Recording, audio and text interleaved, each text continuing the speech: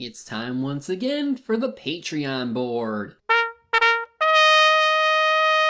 We only have 2 this time around, meaning a slot is open if anyone wants it, though given Patreon's changes to fees, I won't force anyone to take it, of course. But otherwise, I'm going to start with Arthur D. Gonzalez Martin's request in continuing more of Skin Deep. While I've said quite a bit about how well it handles the world and character building, I guess it wouldn't hurt to go more into the story since, well, I've been doing that with a couple comics myself, so it only makes sense to do it this time. If you don't want to be spoiled on what will most likely be progression at this point, please avoid this video, because I'm going to look at Homecoming, the Bugbear Talisman, and Greetings from Dogpatch. With that said, let us begin with Homecoming. Following the recent attempted kidnapping from a little while ago, Greg drives Michelle to her mom's place so she can finally talk to her about her mysterious heritage. Naturally, she's nervous as all hell, because there's no way her mom is going to believe such a crazy story and not react badly to it. He gets her to go, of course, and it's a happy reunion at first. Then Mom does the unthinkable. She blabs about random stuff. Incoherent dialogue. I don't know what she's saying. So, Michelle told me she has something to tell you? Way to duck out of this one, Greg. Well, at least Mother would be very understanding if Michelle was either pregnant or gay. That's a good sign anyway, though would it still hold up to supernatural related situations? Well, after telling her about her little medallion, her mom is like, "What?" She transforms, which shows her mom shocked. But this makes her remember her husband. I didn't put it together till just now. It was just a weird dream. I dreamt that I woke up in the middle of the night. A creature was sitting at the foot of my bed. He looked just like you, except I didn't realize it was him. He had that necklace in his mouth. She soon starts to tell us more about what Michael's family was like, which isn't much since she didn't do too much learning about him. While she doesn't know anything about a rabbi that can help Michelle, she does give her a box that might have contained her necklace she's wearing now. She touches it to try and get a vision, and nothing. Naturally, this frustrates her, since she isn't able to learn anything, but at least her mother is still rational. It hasn't really sunken in yet. I'm sure once you leave, I'll start sobbing uncontrollably. Yeah, you do that. Well, might as well reveal that her friends are like her. So she has Greg show himself and what his situation is like. Then, of course, tell her about all the things that happened lately, including what happened during Halloween. Then they leave, and apart from Mom sobbing like she said she would, it seems it turned out alright at least. Better than Greg's family did anyway. How did your family react? Let's just say I haven't seen them in about 5 years. Damn, your family kinda sucks. He does say his mom talks to him though, and while the rest of the family treats him badly because of his dad's side, it's really more to do with their side for making him out like this. But hey, at least you have Muriel. Though given these next few pages, I think you might be growing more attached to Michelle. Seriously. While they talk about what they might be able to do or who to talk to, she shows her appreciation for his patience by pecking him on the cheek.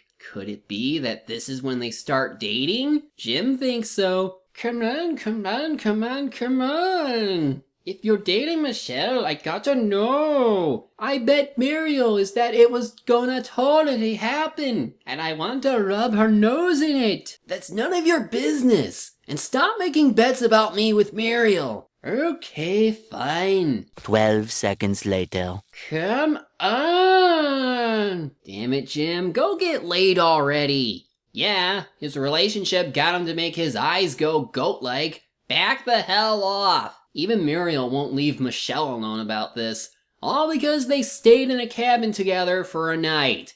And she brags and brags and brags. And that face is rather appropriate. And so ends Homecoming. Certainly wasn't expecting the relationship thing to sprout, but it was still pretty fun. So let's continue with the next story. The Bugbear Talisman, starring a few characters from exchanges and someone new named Lily. She and Dean are here looking at a Bugbear Talisman. Lily is rather obsessed with causing pranks and wants to prank Alec with this particular talisman since, well, bugbears know where people are at all times, and she wants to prove that she can prank even them. Well, it's a good thing you're after Alec, because if it were Myra... Madame Wu refuses to sell the medallion since, well, it's not made for pranking, especially since it supposedly blocks bugbears from finding you. Dean is against this, though is rather surprised that she even has twice the money in the initial asking price. Wu reluctantly sells it, if only because Lily would have tried to steal it anyway. Now, even though she and the others of Liverpool don't appear to contribute to everything happening to Michelle, they do at least provide some entertainment, since the idea that it's her patriotic duty to prank someone is pretty hilarious. She gets some honey and then I guess puts it in their studio, and sure enough, it falls on Alex's head. Well, good job, Lily. You actually pranked a bugbear. But that only gets him to threaten her somewhat by keeping an extra eye on her. Oh well, at least she got free mead.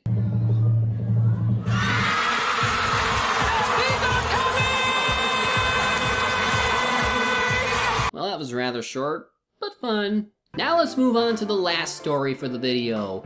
Greetings from Dogpatch. This one is set May of 2005 and features Myra and Eustace. They appear to be taking Gabe somewhere, and that may or may not be the same nightmare skull from last Halloween. Still, Gabe has a reason to go to Dogpatch, and they need Myra's help driving since bugbears can sense who's around except for other bugbears, and even Gabe for some reason. There's a quick debate over whether they consider Gabe a sir or a ma'am, but that's dropped rather quickly. Well, they make it, and hey, that raven we kept seeing was Marshall the whole time.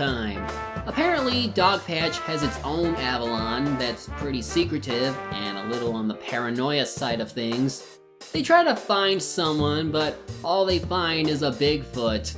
I wonder if that's Harry. I am far too busy for this hide-and-seek nonsense. Attention, secretive crazy hill folk.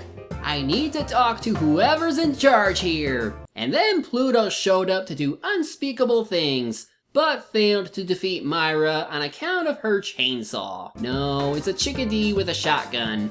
Myra was here to deliver an order, but goes off to find what the hell is going on instead.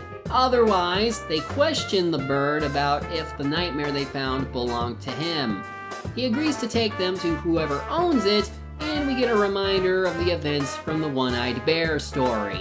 We also get a Boggy Creek reference regarding their sentry, but otherwise we get to meet this Ivory fellow they mentioned. Ivory is, well, an ivory-billed woodpecker, who reveals that the nightmare slipped out from their control and just couldn't get her back.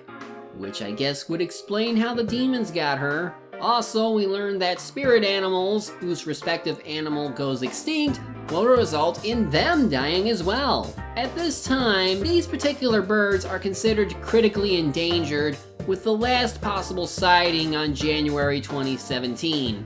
But nothing's been proven. So at the very least, he's got about 12 more years to live. So we meet one of the animal handlers, Ricky, and Gabe questions him about how they lost her in the first place.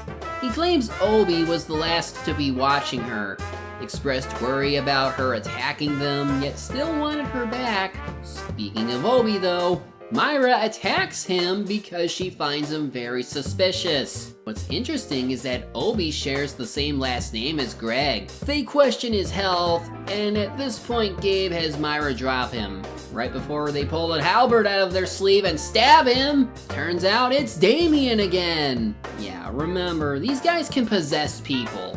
So that's what's going on here. Though fortunately, Gabe can't actually hurt Obi despite how it looks. But in any case, they interrogate him about why they're still after Michelle. When he refuses to spill the beans, Gabe uses their angel powers to threaten him, and he reveals what he knows. It's collection! Dark Lord's making collection! The Sphinx has been promised to us! Dark Lord is collecting! So the Dark Lord is the Mafia? Just taking what they want, with no regard to lives? Of course Gabe says a soul can't be given away without consent, so the Dark Lord has to be lying or something. Still, Damien goes back to being resilient, forcing Gabe to separate him from Obi's body before decapitating him. He'll be back.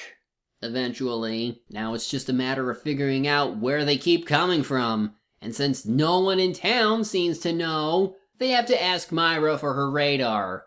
But she hasn't found anything. Gabe asks Obi where the last place he remembers being at before possession, and it's likely to be in the Mystic Caverns, which might have what's called a Hellmouth, where the demons are said to come out of. They go in and eventually they find it, and out comes a big old demon head. Rip, there she blows. I call dibs on the eyes.